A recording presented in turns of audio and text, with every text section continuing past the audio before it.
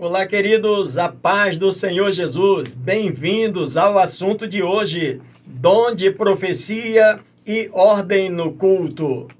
Esta é a 11ª lição desse trimestre, estudando sobre a primeira carta de Paulo aos Coríntios, e o texto para leitura em estudo está em 1 Coríntios, capítulo 14, do verso 20 ao 40, e os tópicos que vamos abordar são eles. Primeiro, dom de profecia. Segundo, mais útil no culto. E terceiro, ordem no culto. E os objetivos deste comentário são os seguintes. Primeiro, entender por que o dom de profecia é considerado superior. Segundo, aprender o que é prioridade nos cultos e reuniões públicas. E em terceiro, entender que o culto deve ser ordenado e refletir a unidade e diversidade do corpo de Cristo.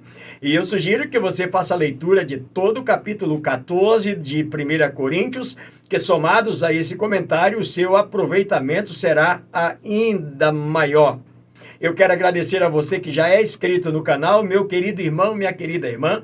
Mais uma vez, muito obrigado pelo privilégio que você nos dá. E para você que ainda não é inscrito, que está me assistindo agora ou já me acompanha de outras vezes, se inscreva no canal e vamos juntos anunciando a palavra do Senhor.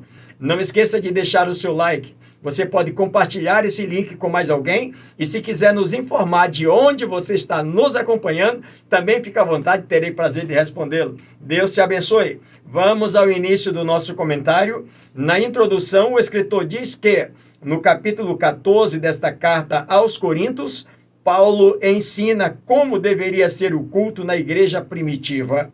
Ele visa corrigir o exercício desordenado de dons pelos coríntios, salientando a necessidade de edificar a congregação e de aplicar os ensinos do capítulo 12 e 13. Os dons exercidos no culto público devem ser de benefício coletivo. Caso contrário, tudo resultará em desordem e confusão. Primeiro tópico, dom de profecia. 1 Coríntios capítulo 14, verso 1 ao 3. Toda a linha de raciocínio desse capítulo envolve a comparação entre o dom de profecia e os dons de falar e interpretar línguas. O dom de profecia é a capacidade sobrenatural de falar em nome de Deus, entregando uma mensagem dele aos seus destinatários. O primeiro subtópico, incentivado a buscar, verso de número 1. O escritor diz assim: segui o amor e procurai com zelo os dons espirituais, mas principalmente que profetizeis. Neste dom está envolvido também o poder para profetizar eventos futuros. O dom de profecia tem o claro propósito de edificar, exortar e consolar a igreja de Cristo na terra. Para Paulo, esse dom é considerado o maior que o dom das línguas, devido à sua clareza e possibilidade de entendimento. Na ótica de Paulo é isso a diferença, é que o dom de línguas não tem um alcance de todos, edifica quem está falando, mas o dom de profecia é alguém que está falando em nome de Deus, uma mensagem mais clara, mais específica, portanto, ao alcance de um número maior de pessoas. É mais edificante profetizar que falar em outras línguas no culto da igreja do Senhor.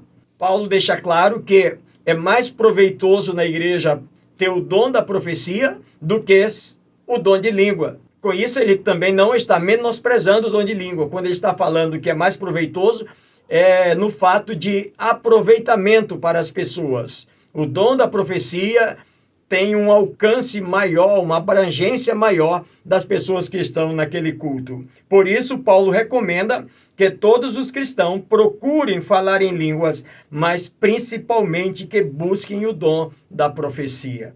Segundo subtópico, as línguas edificam quem fala. Verso de número 2.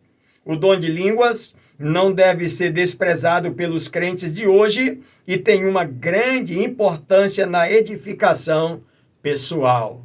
Interessante observar de que ele deva ser buscado, porque ele tem um ponto muito especial e ele é fundamental na vida de cada pessoa que tem o dom de falar em outras línguas, porque edifica-se a si mesmo. Além disso, ele é um sinal para os incrédulos, diz o escritor Paulo. Interessante observar que no verso 21 desse mesmo capítulo, esse sinal ele parece ser negativo, de maneira que alguém que está falando em línguas, já que até para os crentes mesmo não traz edificação no coletivo, muito menos para quem não é crente. Todavia, lá no livro de Atos dos Apóstolos, no capítulo de número 2, no verso de número 5 até o verso de número 12, nós temos um assunto muito interessante acerca do falar em outras línguas. Quando os discípulos estavam reunidos no cenáculo, no dia que o Senhor derramou o poder do Espírito Santo e eles começaram a falar em outras línguas conforme o Espírito Santo lhe concedia que falassem. Diz o texto que estava em Jerusalém naquele período pessoas de todo o mundo, e quando ouviram aquele barulho, aquelas pessoas falando em outras línguas, se aglomeraram próximo do cenáculo, e no verso de número 13, alguns diziam que eles estavam embriagados, que eles estavam cheios de mostos, mas outros não. Gente que representava o mundo todo começaram a dizer: eles estão glorificando a Deus na minha língua de origem, como pode isso? Eles são todos judeus. E todas as pessoas que estavam ali ouviram de que as línguas que essas pessoas estavam falando, essas outras línguas, eles estavam glorificando a Deus na língua de todas aquelas pessoas que estavam ali. Quando olhamos para esse ponto do comentário, para esse ponto das Sagradas Escrituras, nós vamos perceber que o sinal também, às vezes, ele é positivo. Portanto, nós não podemos ignorar. Porém, pelo seu caráter personalíssimo, principalmente quando não há quem interprete, esse dom deve ser exercitado com parcimônia. Essa palavra parcimônia que o escritor mostra para nós, ela significa que exige um certo cuidado, uma certa atenção. Na psicologia, é um vocábulo latino que diz que precisa ter calma na forma de falar e de agir. Paulo, então, chega à conclusão de que quem tem o dom de falar em línguas e não tem quem interprete, que a pessoa mantenha calma, que tenha um pouco mais de cuidado, porque não vai ser todo momento que esse dom, ou que essa manifestação do Espírito Santo vai trazer edificação para outras pessoas. Para quem está falando, está sendo sempre edificado, mas para as outras pessoas, a menos que tenha alguém que o interprete. Terceiro subtópico, a profecia edifica a igreja, verso de número 3. Mas o que profetiza fala aos homens, edificando, exortando e consolando. Essa é a finalidade da profecia na igreja, no culto público. Edificar, exortar e consolar a igreja do Senhor. O termo edificar significa literalmente construir, levantar. Entendemos que a vida cristã é uma construção que está em desenvolvimento. Temos que ter ciência que estamos levantando tijolo por tijolo desta tão grande obra. E, de certo, a profecia fará com que este edifício seja construído com base bastante sólida. Interessante à luz do texto, que o escritor diz que quem profetiza é como que está construindo um grande edifício para Deus. Mas também é interessante observar que no livro do profeta Isaías, capítulo 28, verso 16, está escrito: assim diz o Senhor Jeová, eis que eu assentei em Sião uma pedra já provada, pedra preciosa de esquina, que está bem firme e fundada. Quem é que está falando? O grande profeta Isaías, o profeta messiânico. Mas lá no livro de Atos dos Apóstolos, no capítulo de número 4 e no verso 11, o escritor Lucas diz que ele é a pedra que foi rejeitada por vós, os edificadores. Ele está falando de quem? Da mesma pedra que Isaías profetizara antes. Esta pedra, Jesus, o fundamento da nossa fé. Então, toda profecia, todo ensinamento, toda palavra profética deva estar fundamentada nesta pedra principal, essa pedra já provada, essa pedra que é lapidada, esta pedra chama-se Jesus Cristo. Que possamos entender, à luz do comentário, que toda profecia, ela deva ter esse fundamento muito especial em Cristo Jesus. Quem anuncia a palavra de Deus tenha esse fundamento, Jesus Cristo, o nosso Senhor. Ele é o motivo da nossa soberana vocação, ele é o motivo da nossa fé. Segundo tópico, mais útil no culto. 1 Coríntios, capítulo 14, do verso 5 ao 25. Primeiro subtópico, profecia é mais útil. Verso 5. Eu quisera que vós todos falasseis em outras línguas, muito mais, porém, que profetizeis, para que a igreja receba edificação. Eis aí o que Paulo está mostrando. Quem profetiza, edifica toda a igreja. Quem fala em línguas, edifica-se a si próprio. Durante o culto, a prioridade deve ser a edificação da igreja de forma coletiva. Então, no culto não pode ser a edificação de grupos isolados, mas que toda a igreja, portanto, todas as pessoas que fazem parte do culto, o objetivo é que todos sejam edificados. Quando Paulo fala que o que profetiza é superior ao que fala em línguas, ele não está menosprezando aquele que fala em línguas ou, quem sabe, exaltando quem profetiza. Segundo o escritor, isso seria como tirar o pino de uma granada e ficar com ela na mão. Traria um desastre para toda a igreja, pois incentivaria mais partidarismos e divisões em uma igreja que já sofria com tais males. Justamente os mais combatidos na epístola de Paulo, nesse verso de número 33, Paulo está dizendo de que Deus não é Deus de confusão, mas sim um Deus de paz. Por isso, no culto, o objetivo é que haja paz em todo o movimento, em todas as realizações naquele culto. É importante lembrar que Paulo está tratando sobre essa ordem no culto. Como vai funcionar o culto? E o escritor diz que organizar significa, dentre outras coisas, escolher o que deve ser priorizado no culto. Quais são as prioridades no culto? Em algumas igrejas, as prioridades é muito louvor, muita adoração. Em outras igrejas, a prioridade é muita profecia. Em outras, quem sabe, muita pregação. Mas vamos avaliar, à luz do que Paulo está mostrando, escolher o que deve ser priorizado e o que deve ser considerado secundário. Há uma indicação dessa lista de prioridades no capítulo 12, no verso 28, onde o escritor diz que o Senhor colocou na igreja primeiro apóstolos, depois profetas, os mestres, os doutores, aqueles que ensinam, e depois o dom da variedade de línguas, o dom de cura, o dom de milagre, enfim, vai aí todos os dons. Mostrando para nós que, em primeiro lugar, no culto tem que ter a organização. E quem é que organiza o culto? Não é o profeta.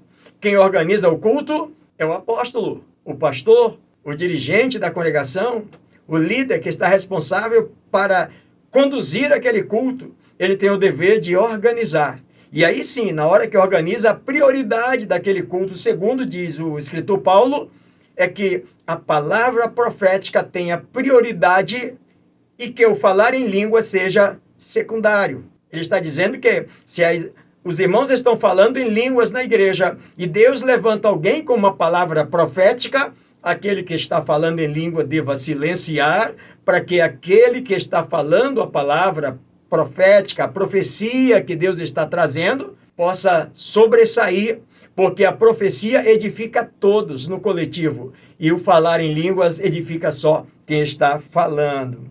Durante o culto, a prioridade deveria ser a edificação da igreja de forma coletiva, como já lhes falamos. Nesse contexto, aquele que tivesse uma profecia para entregar deveria ser priorizado. Segundo subtópico, línguas com interpretação. Está no verso de número 13. Como fica claro, o importante no culto é que a igreja receba edificação. Por isso, Paulo recomenda que aquele que fala em línguas diante da igreja deve orar para que Deus possa entregar o dom para alguém que interprete também, para que esse dom também tenha poder de ajudar a igreja. Porque quem fala em línguas e tendo alguém que interprete, a igreja também é edificada através da interpretação daquela língua que está sendo falada naquele momento, naquela hora que aquele crente está falando com Deus. E ele também pode orar para que ele também receba o dom de falar em línguas e interpretar a própria língua. Isso é possível. Paulo está pedindo então que alguém que tenha o dom de falar em línguas, ore para que Deus também dê o dom de interpretar.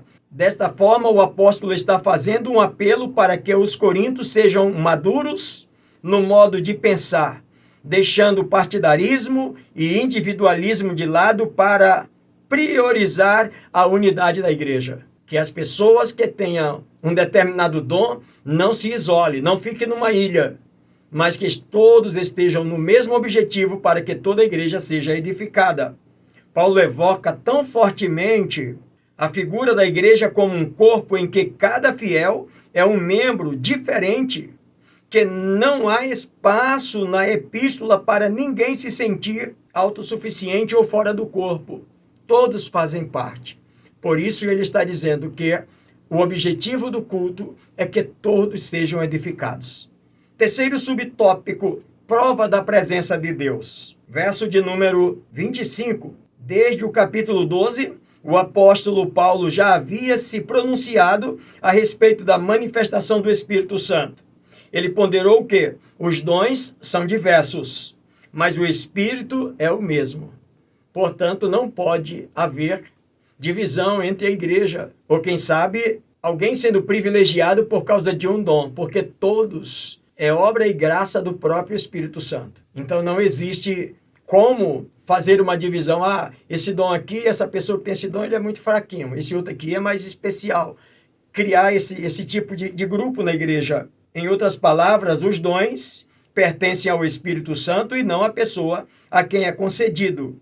Muitas pessoas que são usadas por Deus são bajuladas até idolatradas e por vezes isso acaba subindo a cabeça. Isso é muito perigoso nos nossos dias.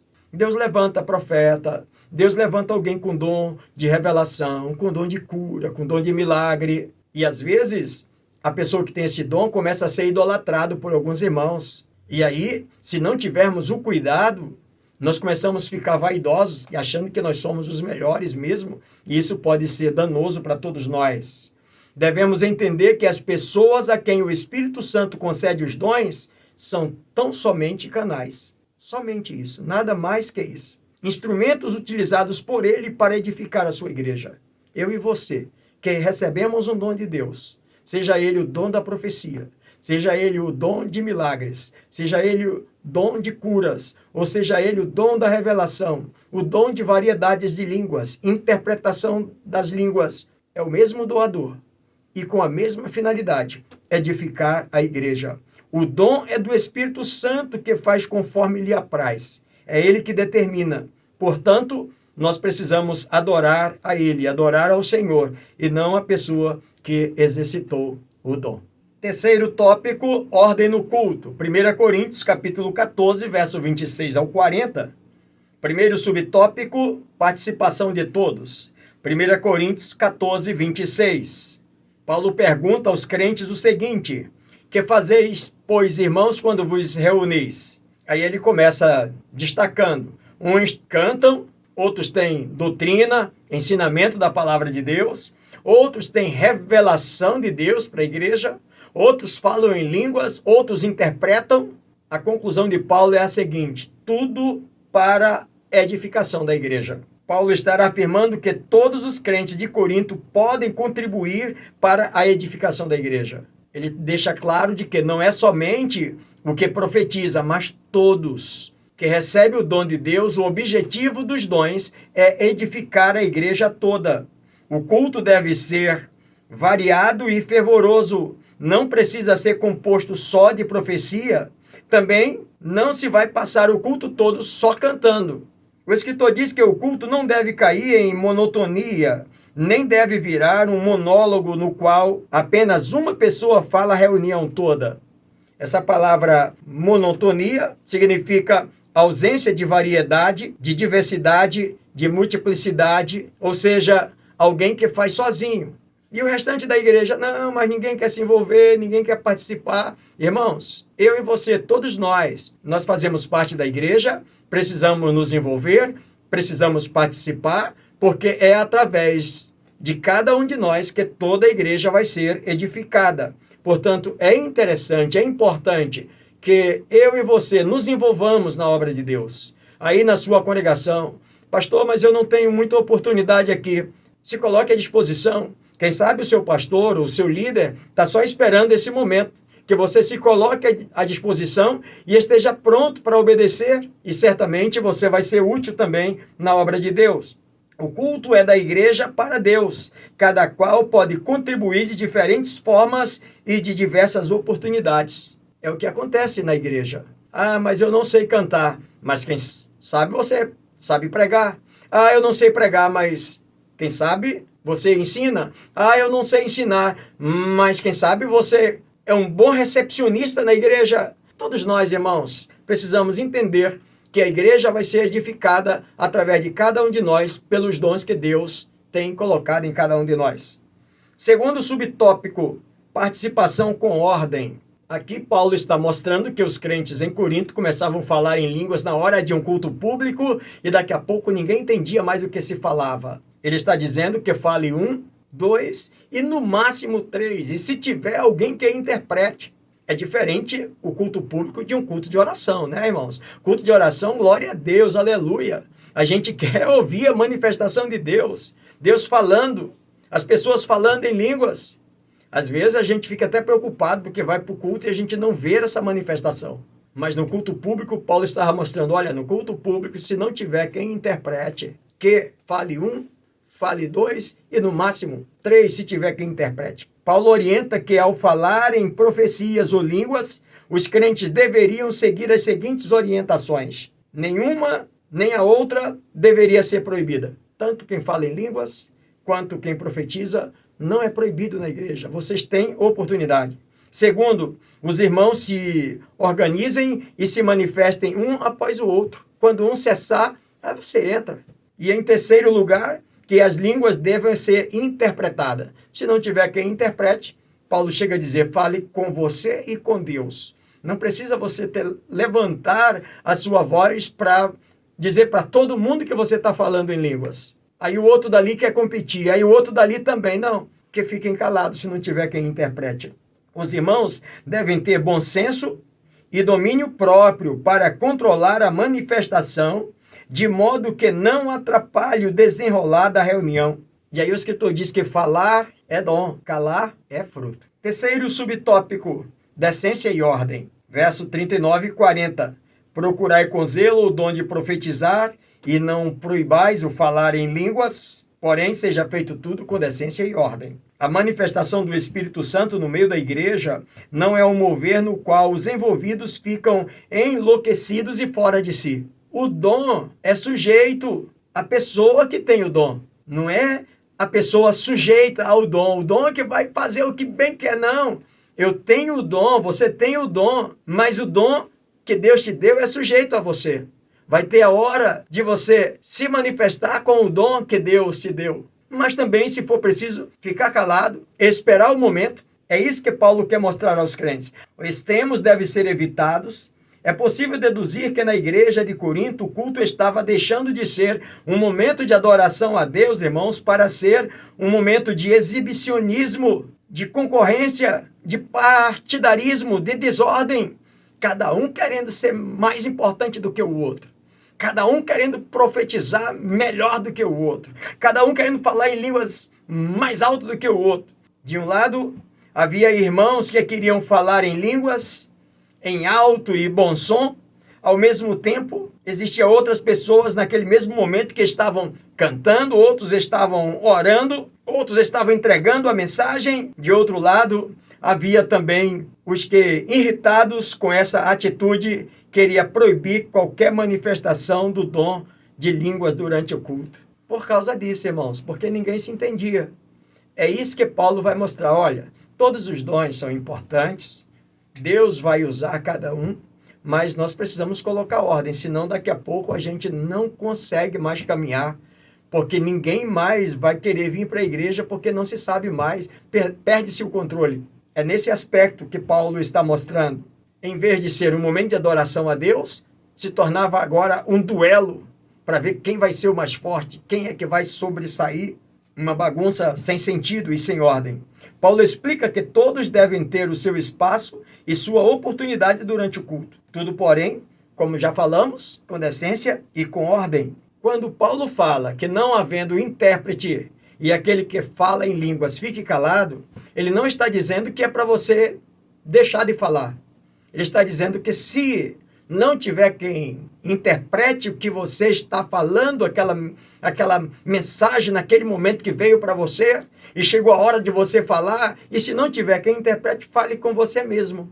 Ou seja, fale num tom que não atrapalhe a reunião, o culto. Agora, se tiver quem interprete, aí sim, pode falar, porque o Espírito também vai usar alguém que está interpretando e trazer a mensagem para toda a igreja. É importante também observar ainda nesse finalzinho de comentário que Paulo continua a sua instrução enquanto alguém profetiza e os outros julguem.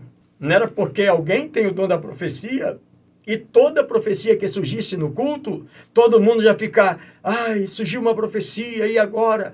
Paulo diz que enquanto um profetizava, os outros julgavam a profecia, se ela é de Deus ou se não. Primeira coisa que teria que avaliar é, ela tem caráter de edificação?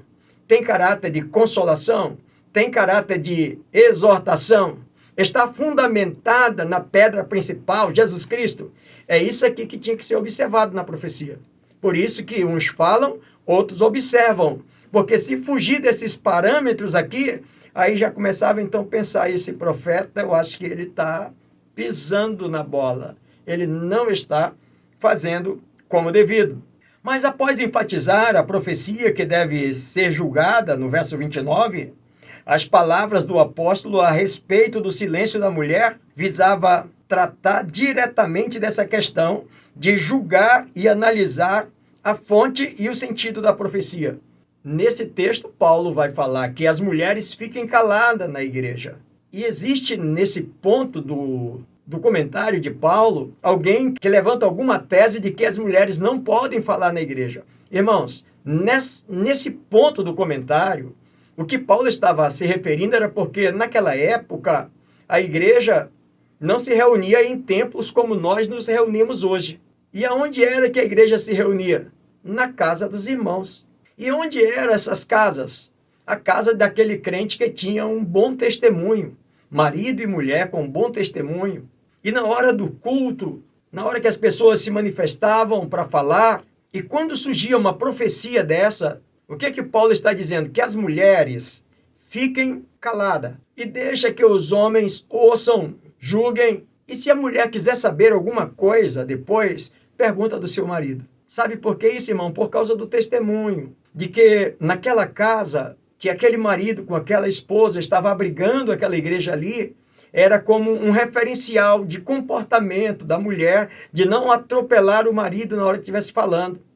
E se numa hora dessa o marido fosse falar e a mulher entrasse, não, eu penso diferente, eu acredito que isso não e tal, e aí gerava aquela situação toda. Por isso que Paulo está pedindo, olha, que as mulheres fiquem caladas nesse momento, que os homens julguem e que as mulheres depois, quando chegar em casa, conversa com o marido e pergunta, se quiser saber alguma coisa, pergunta. Aí lá ele pode explicar para ela. É nesse sentido, porque senão, irmãos, se fosse no sentido literal, Paulo agora ia entrar em contradição o que ele já tinha falado no início da sua epístola, que as mulheres oravam, que as mulheres profetizavam, que as mulheres eram envolvidas na igreja.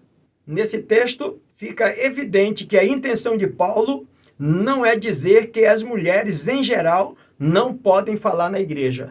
Era só nesse sentido, para que a gente possa ter noção de hoje, quando alguém diz assim, não, as mulheres não têm direito de falar. Né, irmãos? Aqui aparecem essas pessoas. Mulher não tem direito de dirigir uma igreja. Mulher não tem direito de ministério. Mulher não tem direito de ensinar na igreja. Irmãos, tem. Era só nesse aspecto que Paulo estava falando.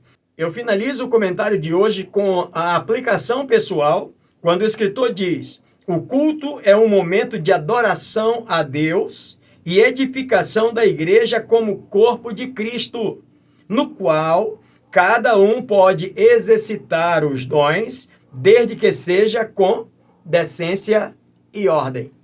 Querido colega, querido companheiro, querido professor, querido aluno, querida aluna, a todos vocês que me acompanharam nesse momento, espero poder ter contribuído um pouco mais, para que juntos possamos, na nossa EBD, levar um pouco mais de conhecimento para todos os nossos irmãos, para todos os nossos alunos.